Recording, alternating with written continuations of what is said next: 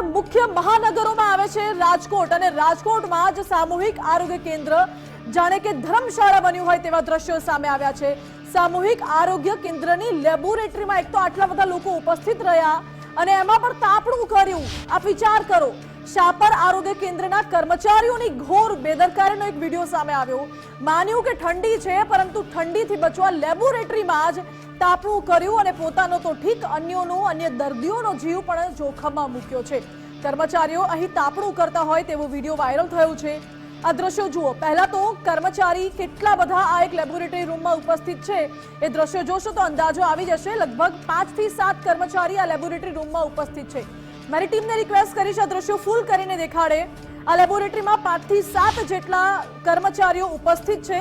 લેબોરેટરીમાં વચ્ચોવચ્ચ તાપણું કરવામાં આવ્યું છે અને આજુબાજુ એ પણ દ્રશ્યોમાં દેખાઈ આવે છે કે આજુબાજુ કેમિકલ્સ છે, દવાઓ છે, જ્વલનશીલ પદાર્થ પણ છે, કેટલાક કેન પણ મળી આવ્યા। આ દ્રશ્યો જુઓ નજીકથી, જ્યાં તાપણાની બાજુમાં જ કેમિકલ વાળું કેન પણ પડેલું છે। જો જરાક પણ તણખો ઉડ્યો હોત, આગ લાગી હોત, બ્લાસ્ટ થયો હોત તો પછી જવાબદાર કોણ તે સવાલ ઉઠે છે। આ સામૂહિક કેન્દ્ર રાજકોટનું છે, કોઈ પછાત વિસ્તારનું નથી કે જ્યાં દર્દીઓ ના આવતા હોય। અહીં દર્દી પણ આવે છે, સારવાર પણ લે છે અને જો કોઈ બ્લાસ્ટ થયો હોત, જો કોઈ દુર્ઘટના સર્જાઈ હોત તો જવાબદાર કોણ? એક જાગૃત નાગરિક અહીં પહોંચ્યા હતા અને જાગૃત નાગરિકે આનો વિડીયો વાયરલ કર્યો છે।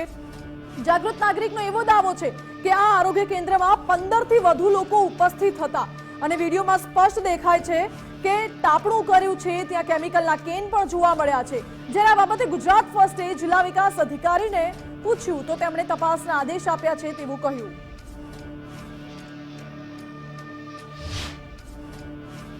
કાલે હું અહીં દવા લેવા આવ્યો હતો।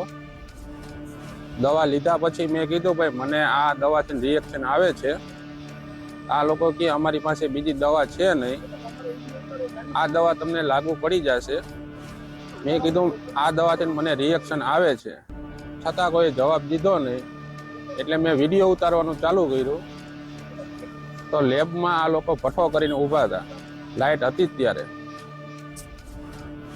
અને 15 થી 20 માણસો અંદર હતા। આખો સ્ટાફ હતો, તાપતા હતા બધાય, અને હવ રીતે હવ જવાબ કોઈ દેવાનું રાજી નહોતું। તાપણું ક્યારે કરતા હતા? એ 9:30 ની આસપાસ સવારે।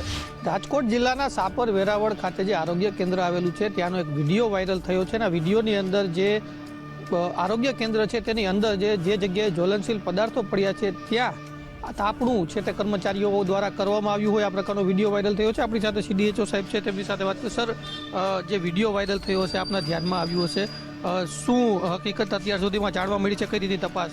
ગઈકાલે એક શાપર સામૂહિક આરોગ્ય કેન્દ્રનો વિડીયો જે વાયરલ થયો હતો, જેની અંદર દેખાય છે કે એક બિલ્ડિંગની અંદર જ CHCની અંદર જ કંઈક આગ લાગી છે અને લોકો ઊભા છે। તો એના માટે અમે લોકો જે જાણ્યું સાંજે કલેક્ટર શ્રી સાહેબે બી અમને ફોન કર્યો હતો, DDO સાહેબે બી અમને જાણ કરી અને એ લોકોને અમે સોમવારે સવારે જેટલા બી કલ્પ્રિટ છે અથવા તો જે આગ લાગી એ વખતે હાજર છે તો એ બધાને અમે બોલાયા છે। અધિક્ષક છે અને સાથે સાથે મેડિકલ ઓફિસર અને ત્યાંના જે લેબ ટેકનિશિયન હશે એ લોકોને, અને અમે કાલે આવ્યા પછી એ લોકોનો ખુલાસો લઈશું। એની સાથે સાથે શું એક્શન લઈ શકાય એ પણ આપણે સાથે સાથે જણાવીશું।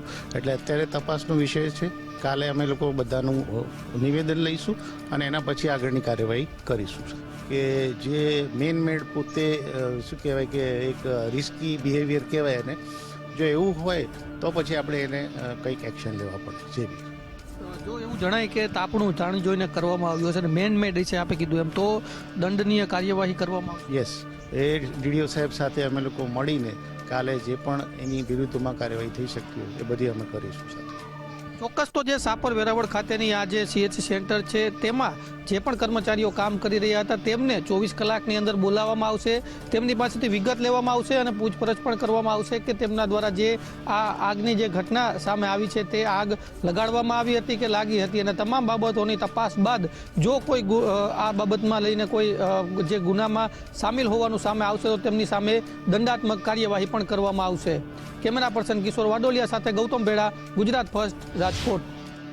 જ્યારે પણ આવી કોઈ ઘટના ઘટે છે તો દંડાત્મક કાર્યવાહીની વાતો કરવામાં આવે છે, જિલ્લા આરોગ્ય અધિકારીને પૂછ્યું તો તેમણે એવું કહ્યું કે આગ લાગી હતી કે લગાવવામાં આવી હતી તે અંગે તપાસ થશે. આ પિક્ચરો આખી આ તાપણાની વાતને કેવી રીતે ગોળ ગોળ ફેરવીને તોડી મરોડીને રજૂ કરવામાં આવી છે, આ બાબતે સવાલ પણ અનેક ઉઠે છે, કારણ કે તપાસ થવી જરૂરી છે.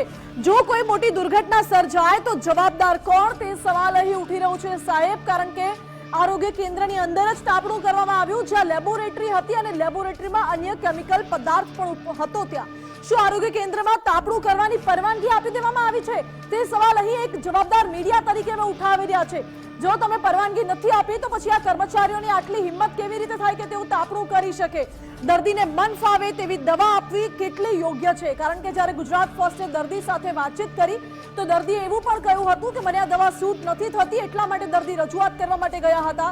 જે આરોગ્ય કેન્દ્રના એક પણ કર્મચારી આ દર્દીને યોગ્ય જવાબ ન આપ્યો, એટલા જ માટે દર્દીએ આ વિડીયો બનાવીને વાયરલ કર્યો છે. આટલી મોટી બેદરકારી કેવી રીતે? અને લેબોરેટરીમાં આગ ભભૂકી ઉઠી હોત તો જવાબદાર કોણ થાય?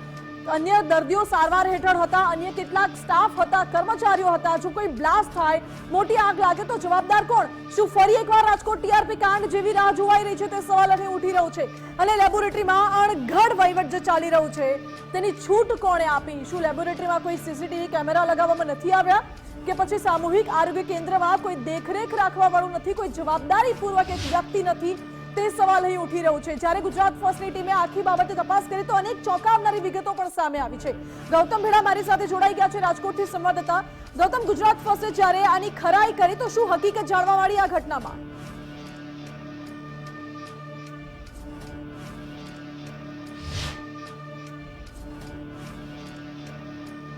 જે ચોક્કસ જે વિડીયો વાયરલ થયો હતો ને વિડીયો જે વ્યક્તિ દ્વારા વાયરલ કરવામાં આવ્યો હતો તેની સાથે પણ મેં વાત કરી છે અને તેમણે પણ જણાવ્યું હતું કે અંદર છે તે તાપણું કરવામાં આવી રહ્યું હતું જ્યારે તે વ્યક્તિ વિડીયો બનાવી રહ્યો હતો. હવે એક તો ચોરીને ઉપરથી સીના ચોરી એના જેવી વાત છે, કેમ કે વિડીયોની અંદર સ્પષ્ટ દેખાઈ રહ્યું છે કે જે આરોગ્ય કેન્દ્રના જે કર્મચારીઓ છે તે તાપણું કરી રહ્યા છે, તો બીજી તરફ તેમના દ્વારા એવો ખુલાસો કરવામાં આવ્યો છે કે આ જે આગની ઘટના છે તેમાં તાપણું નહોતું કરવામાં આવ્યું, પરંતુ રૂ સળગાવવામાં આવ્યું હતું ને આ રૂ છે તે નીચે બોક્સની અંદર પડી જતા આગ લાગી હતી અને તેના લીધે આગના દ્રશ્યો છે તે સામે આવ્યા છે. એ પ્રકારે ઢાક પીછોડો કરવાનો પોતાના જે વાક છે, પોતે જે ગુનામાં છે તેનાથી બચવા માટે આ પ્રકારનો ખુલાસો કરવામાં આવ્યો છે. જોકે આવતીકાલે તમામ જે કર્મચારીઓ ત્યાં હાજર હતા તેમને જે આરોગ્ય વિભાગ છે, જિલ્લા જે વિકાસ અધિકારી અંતર્ગતનું તેમને ત્યાં બોલાવવામાં આવ્યા છે. તેમની પાસે આ સમગ્ર બાબતનો ખુલાસો પણ માંગવામાં આવશે, પરંતુ સવાલ એ છે કે જ્યાં આટલા મોટા જ્વલનશીલ પદાર્થો જોવા મળતા હોય, વિડીયોની અંદર સ્પષ્ટ જોવા મળી રહ્યું છે કે અનેક દવાઓ છે, અનેક જ્વલનશીલ પદાર્થો છે તે આસપાસ છે ને એવા જગ્યાએ જ તાપણું કરવામાં આવી રહ્યું છે. સ્પષ્ટપણે કર્મચારીઓ તાપી પણ રહ્યા છે શિયાળાને લીધે અને એવામાં બીજી તરફ પોતાનો વાક છે તે ન આવે એટલા માટે આ પ્રકારના વાહિયાત ખુલાસાઓ કરી રહ્યા છે. જી ગૌતમ, બિલકુલ આ પ્રકારના કાવા દાવાઓ કરવામાં આવી રહ્યા છે, પરંતુ જો આગ લાગી હોત તો પછી અફરાતફરી તો સર્જાઈ હોત ને, અને સાથે જો ખરેખરમાં આગ લાગી હોત તો પછી ફાયર વિભાગને જાણ શું કામ ન કરવામાં આવી?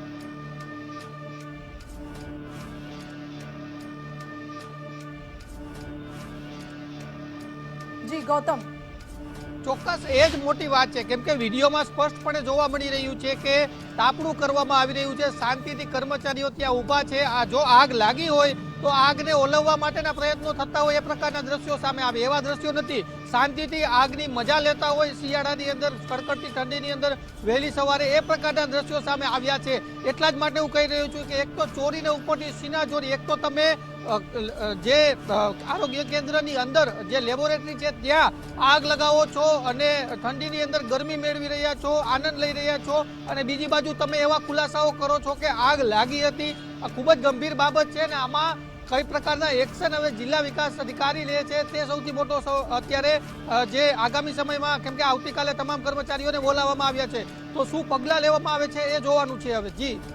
જી ગૌતમ, આભાર આપનો. એટલે આવતીકાલે આ બાબતે જિલ્લા વિકાસ અધિકારી, જિલ્લા આરોગ્ય અધિકારી છે તેમને બોલાવવામાં આવ્યા છે, તપાસના આદેશ આપી દેવામાં આવ્યા છે, પરંતુ જે આ કાવા દાવાઓ કરવામાં આવી રહ્યા છે ને, જે શબ્દોની માયાજાળ પાથરવામાં આવી રહી છે કે આગ લાગી હતી કે લગાવવામાં આવી હતી, સાહેબ આ દ્રશ્યો જુઓ, દ્રશ્યો પોતે જ કહી રહ્યા છે કે આ આગ નથી, આ તો તાપણું છે જે કરવામાં આવ્યું હતું. આમાં આગની વાત જ નથી આવતી. અને જો તમે એમ કહો છો કે આગ લાગી હોય તો પછી આ કર્મચારીઓ આટલા આરામથી શું કામ ઊભા છે? તેમને તો ભાગદોડ કરવી જોઈએ, અફરાતફરી મચી જવી જોઈએ. અહીં તો ફાયર વિભાગને જાણ કરવામાં આવી જોઈએ. અગર આ ખરેખરમાં આગ હતી, તાપણું નહીં, તો પછી કર્મચારીઓ આરામથી ગરમાવો લઈ રહ્યા છે, મજા માણી રહ્યા છે તાપણાની. અને તમે એમ કહો છો કે આગ લાગી હતી. આ તો નરી આંખે દેખાતા દ્રશ્યો છે કે આ લેબોરેટરીમાં તાપણું કરવામાં આવ્યું છે. આ લેબોરેટરી એક તો નાની પણ છે અને આ નાની અમથી લેબોરેટરીમાં કેમિકલ્સ છે, અન્ય દવાઓનો જથ્થો છે, કેન ભરેલા છે અને તેવામાં લગભગ 10 થી 15 જેટલા કર્મચારીઓ પણ ઉપસ્થિત છે અને તેમાં તાપણું કરવામાં આવ્યું એક બંધ જગ્યામાં. આમાં તો એ વાત પણ સામે આવે છે કે જો આગ ન લાગે તો ગુંગળામણથી પણ મોત થાય તેવી અનેક ઘટનાઓ આપણે જોઈ છે, સાંભળી છે. આ ઘટનામાં રાહતની વાત છે કે એવી કોઈ દુર્ઘટના નથી સર્જાઈ, પરંતુ શું દુર્ઘટનાની રાહ જોવાઈ રહી હતી તે સવાલ અહીં ઉઠી રહ્યો છે. શું કામ કોઈ દેખરેખ રાખવામાં નથી આવતી?